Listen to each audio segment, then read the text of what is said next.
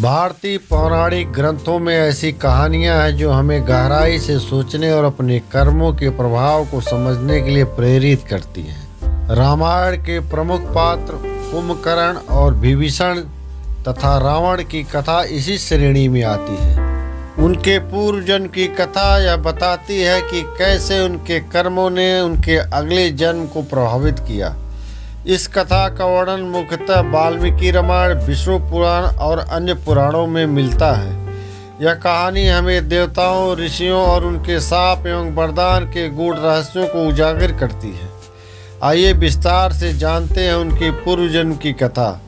जय विजय का जन्म। यह कथा सतयुग की है, जब भगवान विष्णु बैकुंठ लोक में निवास करते थे। बैकुंठ के द्वार पर जय और विजय नामक दो तेजस्वी द्वारपाल थे। वे अत्यंत बलशाली और निष्ठावान तथा भगवान विष्णु के परम भक्त माने जाते थे। एक बार चार कुमार सनक, सनंदन, सनातक और सनत कुमार भगवान विष्णु के दर्शन करने बैकुंठ पहुँचे।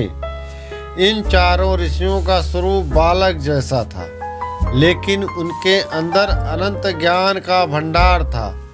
वो बिना अनुमति के सीधे भगवान विष्णु के पास जाना चाहते थे। जय और विजय ने उन्हें रोक दिया और कहा, भगवान अभी विश्राम कर रहे हैं, आप उन्हें बिना अनुमति के परेशान नहीं कर सकते। यह सुनकर चारों ऋषियों को क्रोध आ गया।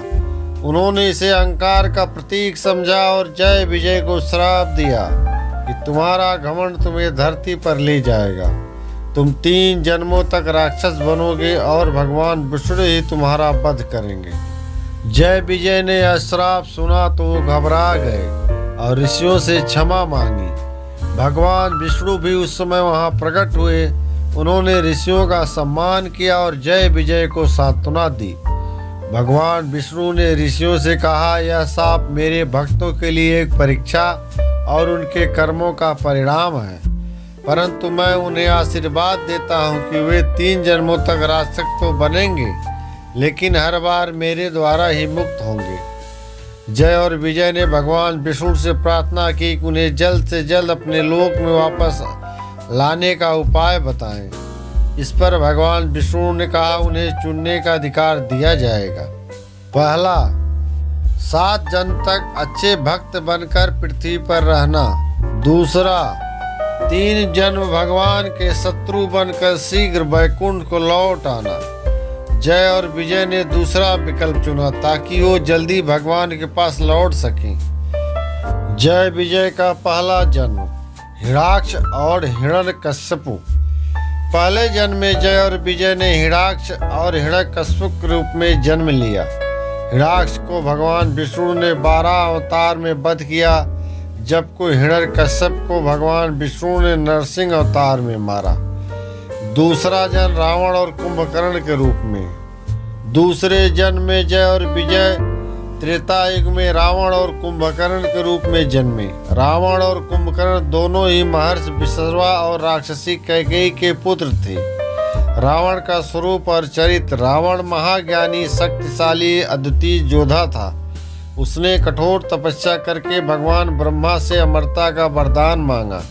हालांकि ब्रह्मा ने उसे अमरता का वरदान नहीं दिया, लेकिन उसे कई शक्तियां और आशीर्वाद दिया। वह भगवान शिव का परम भक्त था। उसने शिवलिंग की स्थापना की। कुंभकर्ण का स्वरूप और वरदान। कुंभकर्ण भी अत्यंत बलशाली था।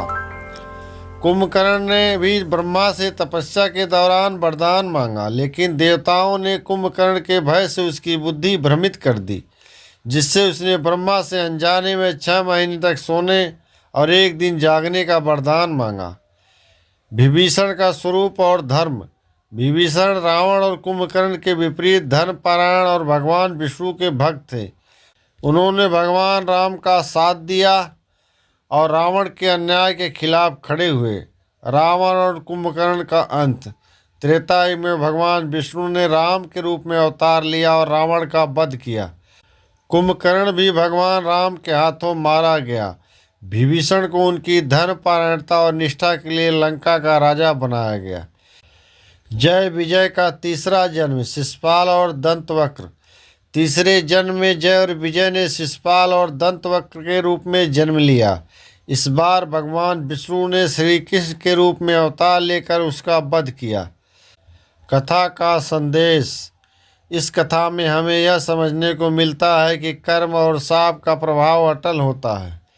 भगवान के समीप होने के बावजूद जय और विजय को अपने अहंकार का परिणाम भुगतना पड़ा। हालांकि भगवान विष्णु ने उनकी मुक्ति का मार्ग प्रशस्त किया।